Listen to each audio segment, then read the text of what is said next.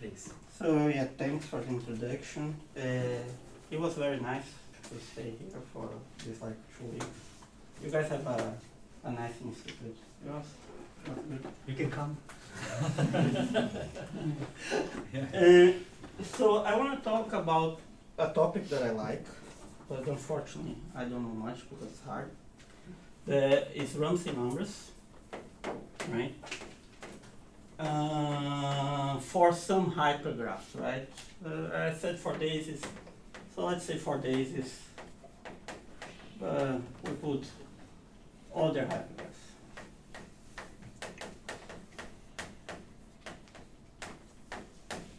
First, maybe for everybody, right? Not everybody is doing extreme combinatorics, so maybe I should say what's a Ramsey number, right?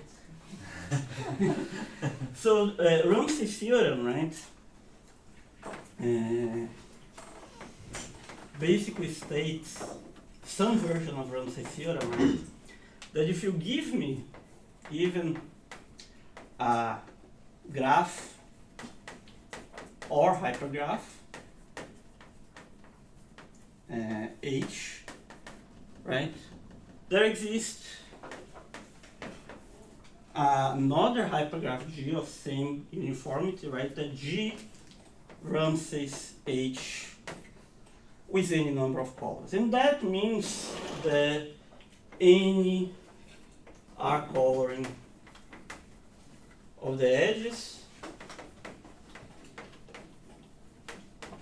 of G contains a monochromatic copy of H. So I think that the classical example that we all saw at some point is the K6 Ramsey's K3 with 2 colors, right? So whenever you have 6 vertices here and you paint red and blue, unfortunately, you end up with a monochromatic triangle, right? Okay. So there are 2 ways that we can proceed here, right? After this theorem established, right? One, we can try to ask, can we put structural conditions on H and G, right? Or, if you like to bounds, right? We can ask, what can we say about the size of G, right? And that's the direction that we are going today, right? So, okay, so one can define the Ramsey number of H should be just the minimum of all the possible sizes of G. And by sizes we measure by the, of course, let me be clear here, I'll say the Ramsey number of H with R colors, right? So this is the minimum of the size of G that there is a graph G that represents H with R colors. Okay? And the most famous Ramsey number, right, is the diagonal Ramsey number, right? That is what happens when you put H to be the complete graph, right? So in particular, one could say that we have to put the uniformity here because not necessarily is a graph, whatever, right? But this, in our colors, would be the Ramsey number of the K and with uniformity K in our colors, right? Okay. So what do we know? So what do we know about the Ramsey number of H, right? So first, we know a lot if it is a graph, right? So when you take the uniformity to be 2 and H to be just the complete graph, right? Is an old result, right, by Erdős and Sekeres, right? The Ramsey number with 2 is bounded by 4 to the n, right? And usually when I don't put the number of colors, I always mean, because I'm going to do this mistake several times here, I always mean the number of calls is true. If I don't say, it's true. Okay? So this is given by Erdős and Sekers.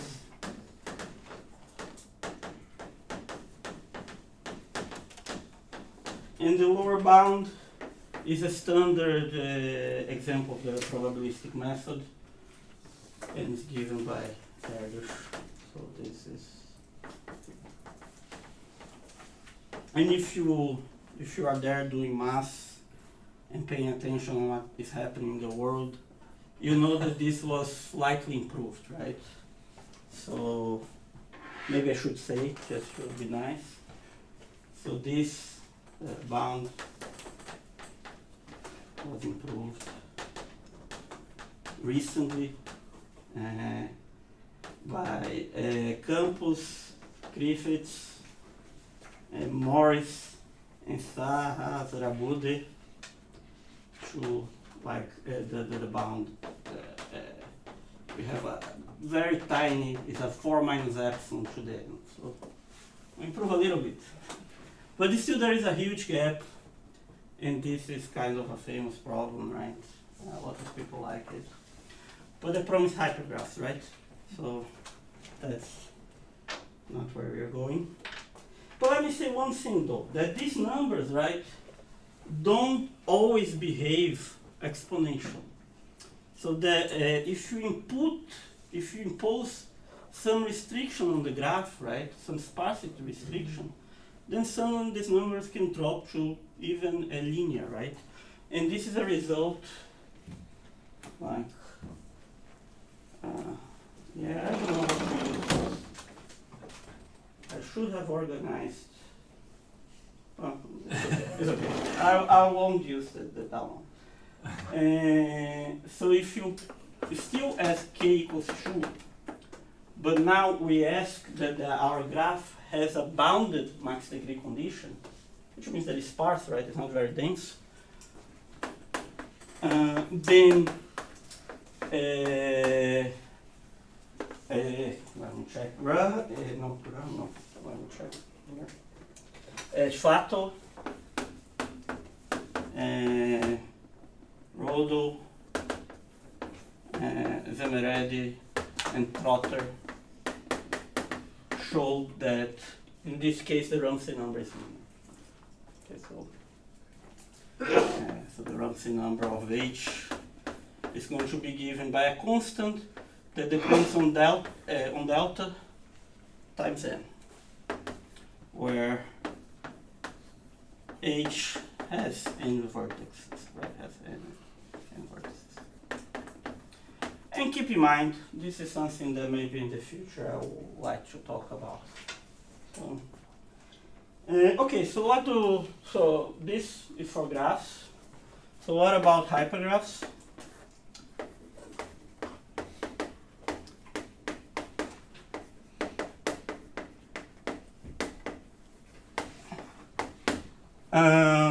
Then for hypergraphs, the situation becomes slightly harder, as usually does, but not so much as in the Turan problem, right? Here is still good for us. So Erdős and Rado have an inductive argument that we call this, I like to call it stepping down.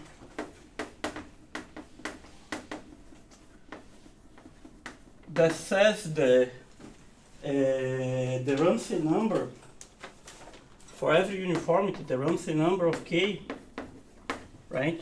Still, we are talking about the diagonal Ramsey number, right? This is bounded by a uniformity lower, right?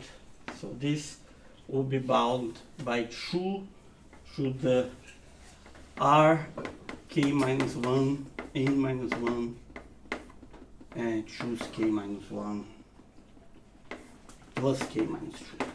Okay.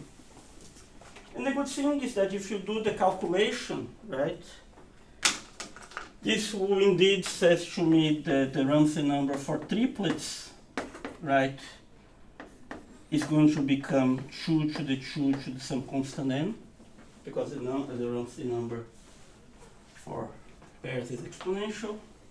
And if you keep going, right, you keep going, it's going to say that for k tuplets, this is a tower, right, of length, well, for 3 was length 2, for k will be of length k minus 1, right? Okay, so it will be a tower, and I represent this by this. Okay. So that is one side of the thing, of the story. Well, we can ask, what about the lower bound, right? And there is where it gets more complicated, right? So the lower bound is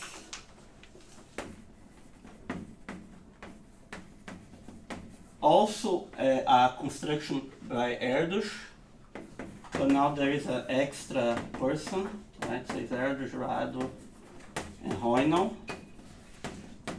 And what the lower bound says is that if the uniformity is a little bit large, we should be able to get this tower, right? So this, here we are stepping down, right? We are getting, so here we'll be stepping up, right? This is stepping up. And the numbers, let me give you the numbers. The numbers should be that. So for k bigger than 4, right, the Ramsey number of k n should be lower bounded by 2 to the Ramsey number of k minus 1 n plus 4 minus k over 2. Something like that. Okay. But then we have a problem, right? We know how to do for k equals 2 is an exponential, okay?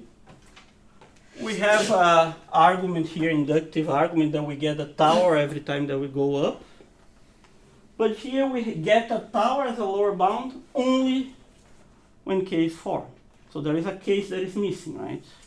That is the case k equals 3. And that is indeed the problem, right? So,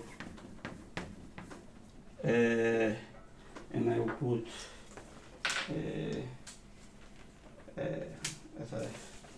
so for k equals 3, all that we know is that the Ramsey number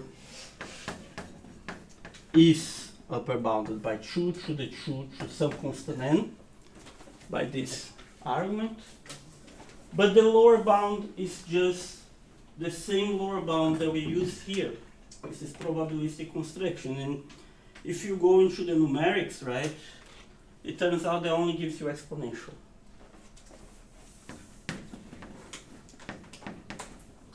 So, yeah. And maybe the biggest question in the area, right?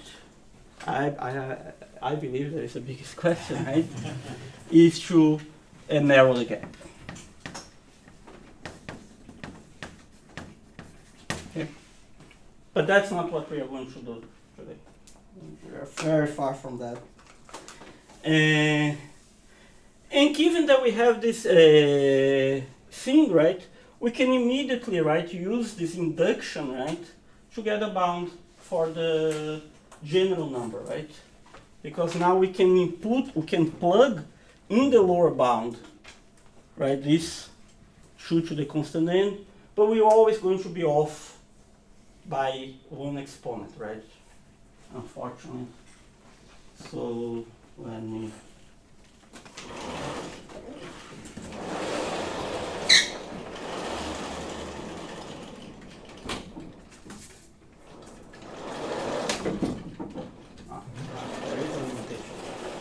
Something happened.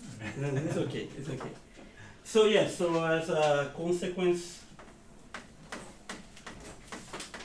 we have the this corollary, the for k bigger than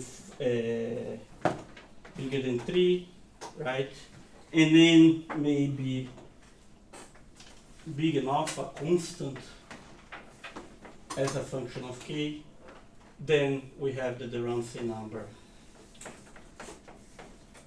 is bounded in one side. Oh, I'm sorry, I made a mistake here. It's a square. It is a square. Is bounded by this, and in the other side is bounded by a tower of size k minus 2. That's it. That is immediately from this statement. One good news, and it's the thing that I want to focus a little bit, is that, okay, this is for 2 colors, right? And one could say, if it doesn't work for 2 colors, or maybe for more colors will be essentially equally hard, right? But it turns out that it's not, right? So one nice thing here is that in the same paper that they prove this bound, they also prove that for 4 colors or more, right? So Erdős, the Ramsey number on triplets is actually doubly exponential. So if you put here 4, you get that this is 2 to the 2 to the constant n, and 2 to the 2 prime n. Okay? And I find the proof of such thing very nice, and I have to fill some time, so I will show the proof to you guys. Of course, in particular, this implies that for higher uniformities, now we are sharp, right? So this implies that Rk of n with 4 colors is going to be a tower of size k minus 1.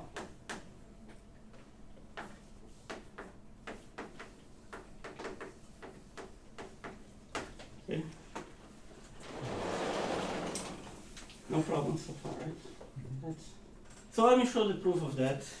You also help to understand where I want to go with this talk. So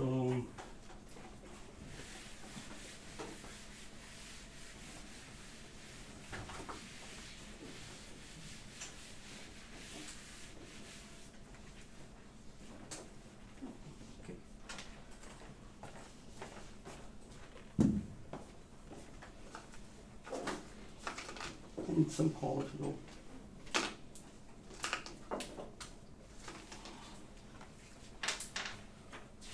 Okay, so the proof uses an auxiliary construction, right, that is based on trees, right? So what we are going to do here is that we will start, so we start with the previous construction, the construction for graphs. So we start with n such that n is bigger than the Ramsey number for 2 graphs of maybe n. I will say maybe n. We'll negotiate later on the. So in particular, equals this minus 1, right? Equals this minus 1. I'm sorry. So in particular, n dozen arrows kn with 2 colors. So that means there is a coloring that avoids a monochromatic copy in both in both columns, right? So again, this means that I have here my, but I will paint with green and yellow And no matter how I paint, there is no monochromatic KN in both yellow and green. This is a given choice. So what we are going to do? We are going to suppose for the moment, just to illustrate, suppose the n is equal to 3. Okay. We are going to put, we draw a vertical line, and you put all your numbers here, right? So because I committed this 3, so it will be 3, 2, 1. Okay? And then we are going to build a binary tree from this. And so we build a binary tree.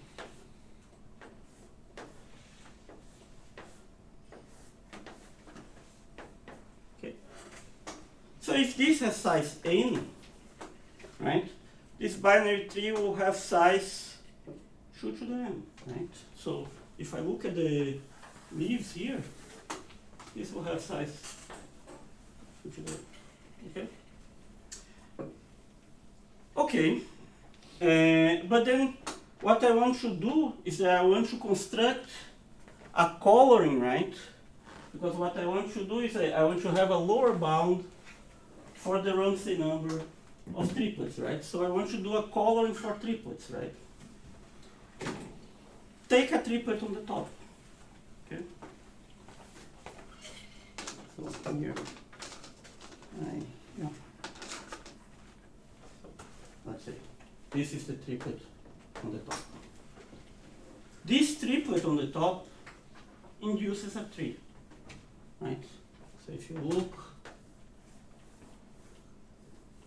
there is a tree here. Okay, these trees have common ancestors, right? So for instance, this tree has this common ancestor and this one. The common ancestors, they project to a guy here, right? So they project to this pair. So it looks convenient, right, from this construction that for every triplet that I have here, I can determine the color based on the pair. Oh. And that's what we're going to do, right? And so,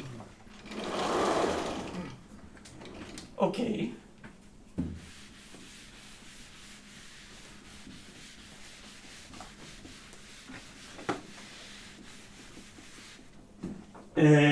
First, let's look how many different types of trees you can have, right?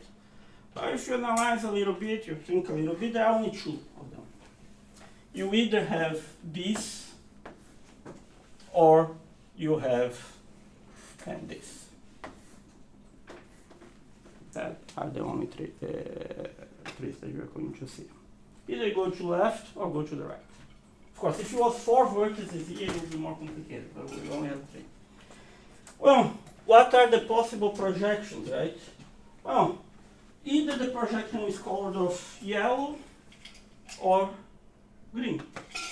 So if the projection here is colored of yellow, we give maybe, perhaps we say that the color, let me do this in a more organized way.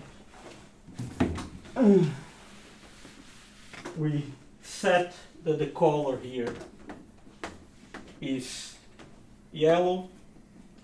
If the projection is green, maybe we set that the color is green. If the projection on, now we have the other type of tree, is yellow. Maybe we set the color to be something close to yellow, so let's say orange. And if the projection is, again, it's the other type of tree, is green, we say that this is of color blue. And that is very close to green. Okay? So I have a 4 coloring. Okay, I start with a 2 coloring, and now I have a 4 coloring. And all that I have to show is that somehow this guy doesn't contain a monochromatic complete hypergraph. Okay? But the coloring is clear how to do it. Right? So in particular, if I said to you that this was green, right, then I will look, this is a tree of this shape, it was green, so this triple I will paint green. That's how we do it. Okay? Okay, so now to finish the proof, right, suppose that there was and because I committed to n here, I would say there was I'm trying to forbid a clique of size n plus 1 because I committed to n there. So suppose there was a complete graph, a complete k n plus 1 in 3 colors. So you look in this guy and suppose that I found here. Right, so I find here like this was my tree, right? And I find here a complete graph. And let's say it was of color yellow. Okay, so everybody is of color yellow. That means that when you look all the triplets there, they have to be of this shape. So every vertex here, right, in this binary tree, when you look, has to form this shape. So it's not very difficult, but we also have to meditate a little bit. The shape of the general tree will look like something like this, right? Like a comb there. Okay? Are you happy? And then what happens, right? It means that when you go to the projection here,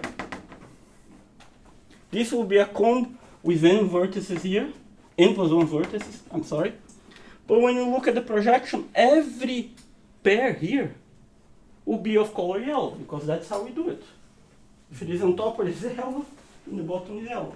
Which means that this is a graph in dimension 2, right? So this is a monochromatic Kn of the color yellow.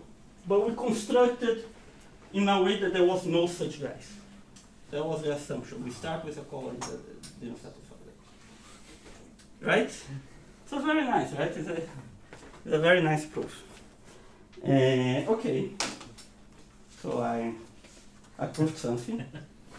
I can move on. So what else we can do, right? So let me now list a bunch of results. So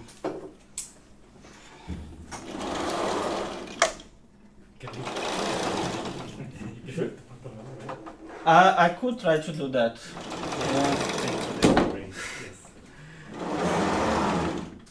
I definitely not prepared for. So what else? One thing that we can try to understand, right, is that in this proof, the general case for higher uniformity works similarly, but of course there are more types of trees, so you have to do analysis that is a little bit more careful. But it has a problem. You see, every time that you start inducting that, you lose a little bit of your value, right? Which means that if you're trying to do that, if you're trying to apply this iteratively, right, you need your n to be at least a certain amount to do the induction, right? You cannot have n very small, because otherwise you get here and you have 0 here and you cannot do anything, right? So one could try to find what is the best condition that we have this tower, right? This is one game. So what is the best CK? And then, well, the original proof will give you the CK is of the order 2 to the theta n, the theta k. Right? And it's because we are dividing by 2. There is an improvement on the stepping up lemmas that is done by Kohn, Fox, and Sulikov that improves this. So they improve to CK being at least 3K. And we have even a further improvement, right? So let me say, with Pudlák and Rado, we are able to show that for n bigger than k plus 7, we already have the tower, right? But here we lose a little bit in the, they have a n square. In the way that we do a different construction. We don't do this stepping up in this way. We use some shift graphs. So we end up not having the n square in the bound, but I'm not sure if one cares. Maybe they do. So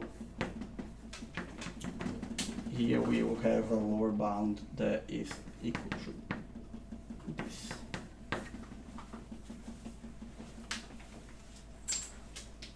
Of course, if you take, this works even if you take n to be equal to that, it will be a lower bound that is not a function of n, right? It will be just a function of k. But yeah, the construction is different and use shift graphs, and I will only say this, shift graphs.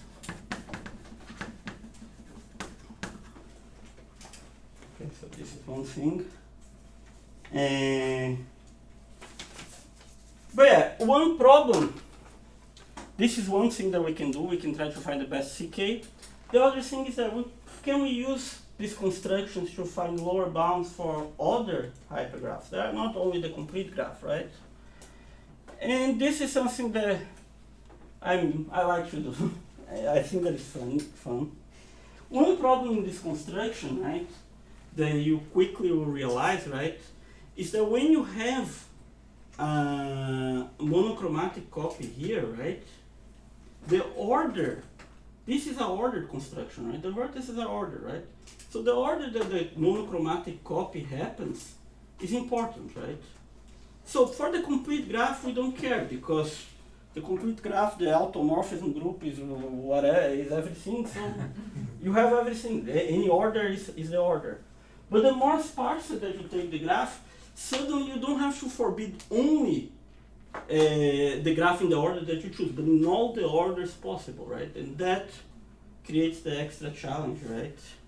But we were able to do for a few graphs, so let me tell the graphs that we were able to do. So, okay. Maybe this part. So now we get the other hypergraphs part.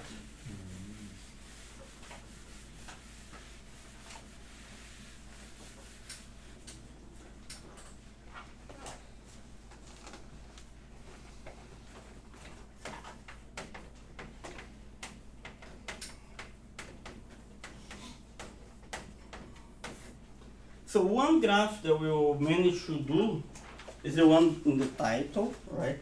So the daisies. So what is a daisy? I will need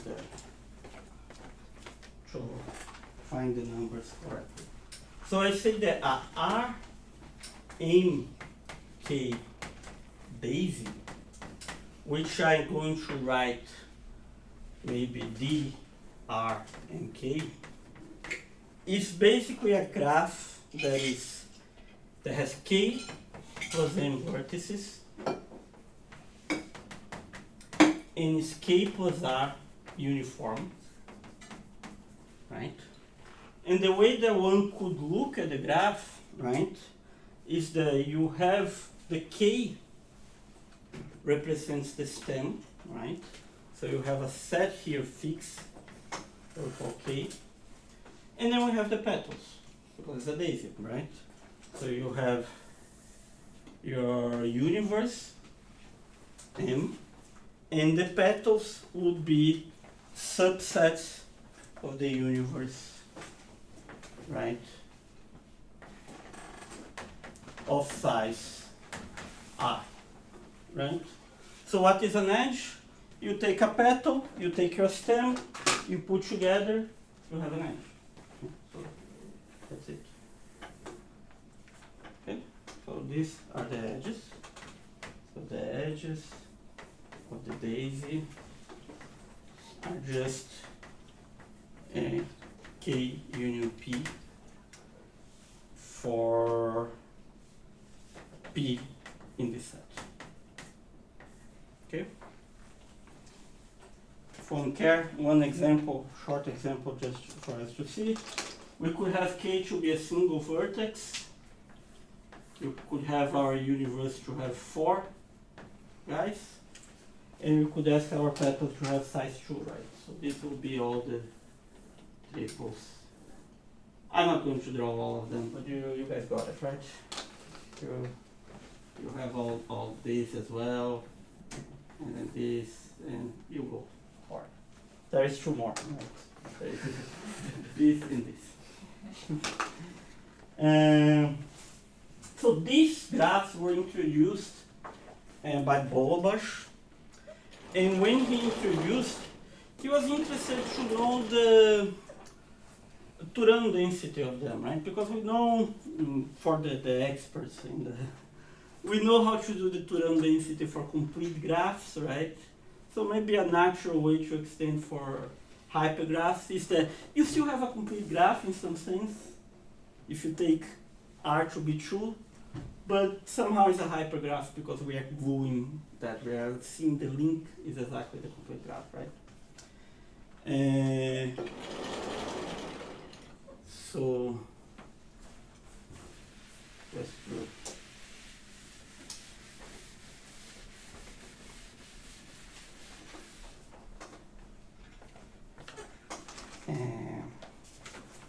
So they were introduced by Bolobash, Lieder, and Malfenuto. And the question that they were interested, right? The question that they had is, okay, when is a graph, in more particular, when is, so what is the limit, right? When K goes to, let me find, K goes to infinity, right? Is that K goes to infinity of the Turan density, right? Of the true 4K, right? Somehow. I'm doing, I think that I'm doing, right? So yeah, if it was a graph case, right? But you send K to infinity, how does this work, right? And they conjecture that this limit should go to 0, right?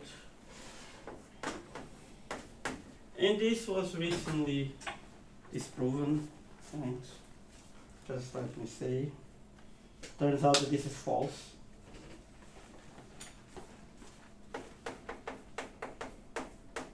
And such limit is always bigger than some number that is 0.29. Okay. But for us, we don't care about the Turan and numbers of these guys. I want to know if, does it change, right, if it is the Ramsey number, right? Because we have the structure of the complete graph there, right? Or complete hypergraph if you want, right? So maybe it should behave like that guy, right? The Ramsey number should be like the Ramsey number of that guy. And it turns out that it's true, right? But it requires some work. So this is the second result that I want to talk. There is some quantifiers we need the uniformity to be at least 3, we need to have at least one guy, and then there exists a M0 such that if M is bigger than M0, the Ramsey number of these daisies, they are given by a tower of size R minus 2 of C, K, M to something very ugly, 2 to the 4 minus R, but it's a tower. Okay. And so it grows, and if you look at some point I wrote somewhere, it grows in the same way that the Ramsey numbers for hypergraphs should grow. It's a tower of course, I mess up with the notation, but our uniformity here is R. Our uniformity there is K. But if R is at least 5, then we're bound to have a... Say one more time? I mean, when R is at least 5, then your exponent is 2 to the 4 minus R. Is 2 to the 4 minus, it's going to be small, yeah. It's going, this thing, I think that I copied correctly. But 2 to the 4 minus 5 is 2 to the minus 1. The bound goes worse and worse, isn't it? It gets worse and worse, yeah. But it's still a tower, right? It's not a good tower, but it's still a tower, right? It's not going to be as good as this one that it will be always n, right? You will get worse and worse the bigger they are, but still a tower. Okay? But yeah.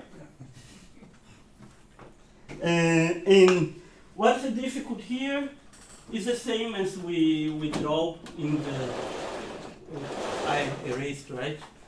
But it's the same as before.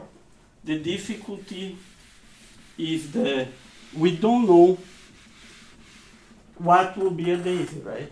So when you try to do such constructions, right, I don't know what I should avoid, because a daisy could be anything. I could permute these vertices in any way and they all look different, right? But it turns out that there are not so many guys that you have to avoid, because you can pigeonhole. And notice that no matter how a daisy is, we can simplify. So if you give me a daisy, I can always find a sub-daisy that looks like this, right? Where these guys are in the stem, right? And this guy has size m over k. Okay? It's a pigeonhole, right? So you have a daisy that has m, but I don't know where it is, right? It's like it's mixed. But by a pigeonhole, one of these intervals will have size m over k. So I only have to avoid such guys. And that, with a careful coloring that is a little bit tedious, you can do it. Right? But it's a kind of involved proof, and I'm not sure if it makes sense to show here. But I will just say that you can do a pigeonhole and somehow reduce to this type of guys. Okay. But in the beginning of the talk, right, I said a little bit about sparse graphs, right? So what about sparse hypergraphs, right? So I said that if the graph is sparse, we should expect that the Ramsey number is linear, right? Turns out that this is also true for hypergraphs.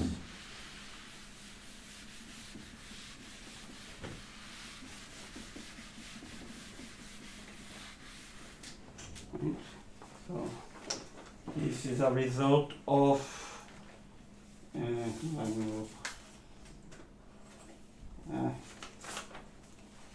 give me Nagel, Olsen, Rado, and Shah. In the same way, if H is a k-uniform graph, with the maximum degree of h being bounded by the delta, then the Ramsey number of h should be linear. And the Ramsey number of h is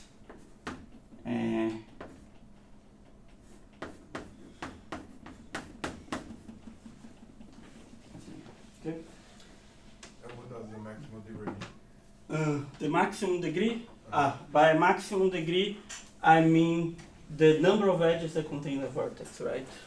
So Just the degree of a vertex, right, in a hypergraph will be the cardinality of the edges such that x is in the edge. just consider the first maximum degree. I consider the maximum degree of all the, I consider the degree of every vertex and I take the maximum of them. And he's asking whether for co-degree you would get like a better balance. That's what we are going to talk in the last 5 minutes, right? But yeah, it's the 1 degree. Yeah, it's the 1 degree. Of course, with when h has n vertices. But what about, okay, this is a parameter of sparsity, right? But like you asked, right, another parameter of sparsity will be, Yeah. what if the co-degree is bounded, right?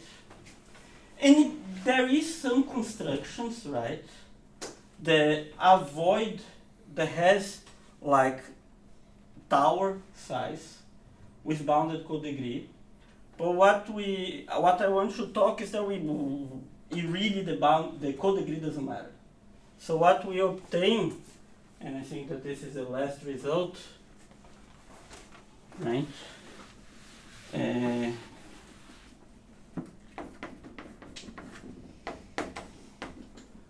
Is if I consider my graph to be linear, I still have doubly exponential bound. So this, let me put the names.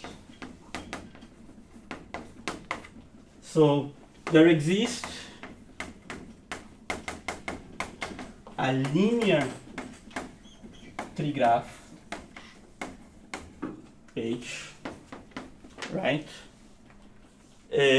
Such that the Ramsey number of H, of course, we cannot expect to do with 2 colors because we already we shouldn't expect to do with 2 colors, but with 4 colors is doubly exponential.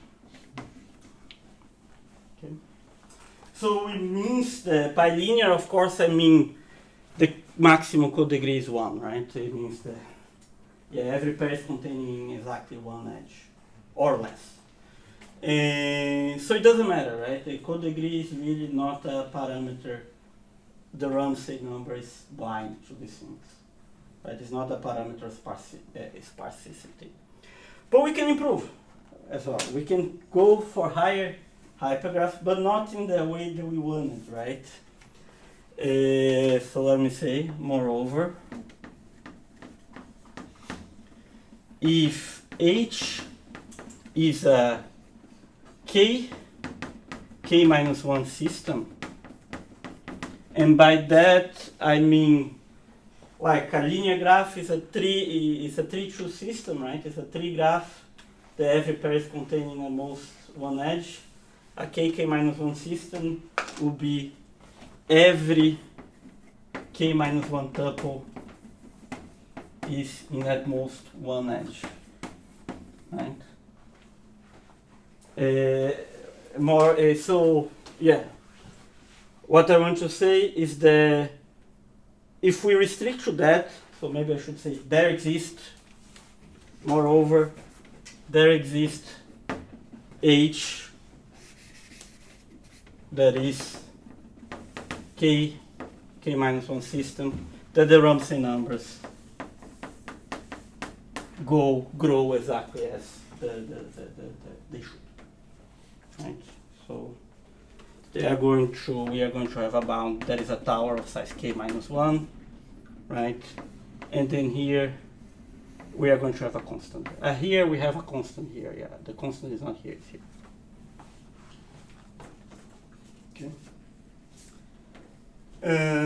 So yeah, so again, yeah, the co-degree, right? If you consider the co-degree is the k-1 parameter, doesn't matter for the Ramsey number, even if you go in higher uniformities. Of course, the question that will be interesting to know, right, is if we can push this, right? So maybe a question. Can we push to linear, right? So exactly as in tree graphs, can we say that there exists a linear hypergraph in 4 or 5 uniformity that the Ramsey number is still in the same order of magnitude, right? With the 4 colors? With 4 colors, yeah. With less than 4 colors, we have the same trouble that before is. If we cannot do for the complete, we cannot do for a smaller graph, right? So that's the biggest problem ever, right? So if we don't do that for there, and that's it. The proof, if I don't think that I have more time, right? So I'll just shut up. That's it. Okay, thank you. For your theorem, okay, let me process first questions. So for your theorem about row bound for Daisy, Ramsey, was it also for 4 colors or is it just? No, colors? here is for 2 colors. Ah, Yeah, okay. it's for 2 colors, and that's why we are off r minus 2. Right, here is for 2 colors. Okay. You did say if you didn't write it, Huh? it's 2. Yeah, if I don't Yeah, write right, it's right, true, right. right? Because I'm going to forget. Yeah. Other questions? Yeah. So one thing for the Daisy, another way that people sometimes think of generalizations of cliques would be these extensions, right? Yeah, I asked, so you can ask, in the paper we ask about such things, you can ask the Ramsey number. So you don't know. No, I don't. And for the, like more in this other regime, if you restrict the girth in some way, does this help? Sure, we thought about that. We thought about we can, we have a construction that we can replace here by linear tree graph with girths at least 4. With odd, no, I think that is even better. With odd girths, right? Arbitrary as large as you want. So it means I can avoid every odd cycle, but the evens are the complicated ones. The evens. Oh wait, you mean that good? I mean the I the certain number of I can have a linear tree graph that has odd girths as high as I want, so there is no cycle of odd girths or of odd lengths, right? With also doubly exponential size. But the 4 cycles are already the first problem. So the answer is no. We don't know how to do for girths. But we can do for the odd. But in terms of this other form of girth where you just want to bound the number of edges you have on some number of vertices. We didn't think about that. Yeah, we didn't think.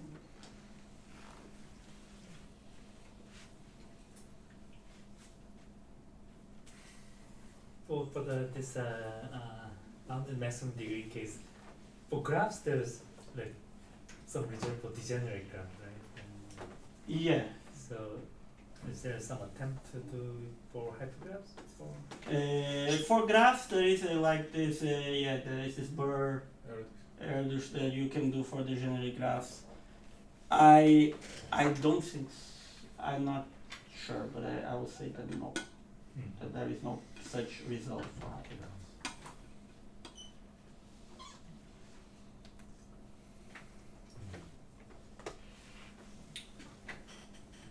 Any other questions? So it's not. Oh yeah, you I'll ask something. I don't think about this, but there are people that think about sparse Ramsey theory, where you want to minimize the number of edges in a. Sure, yeah, size Ramsey, yeah.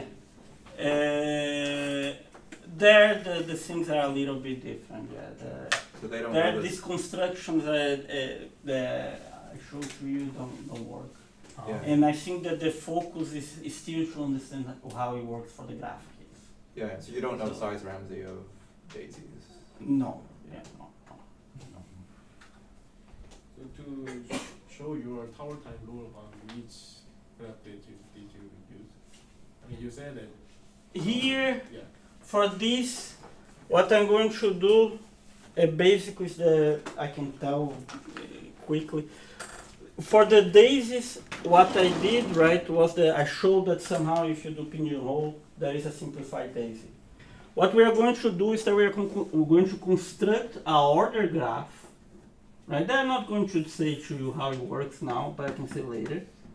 That we can avoid this order graph, this specific order graph. A family, it will be a family actually, it will be a family of order graphs. And then we will create a random construction of a linear tree graph. That no matter how you order this linear tree graph, there will be a guy in this order. There will be a copy of that. So you are trapped, right? Because if you avoid these guys, there is no way that you can color my guy. And that we use what I learned that they call random block construction. I don't know, but you put some design, some projective plane, and then you do some tricks.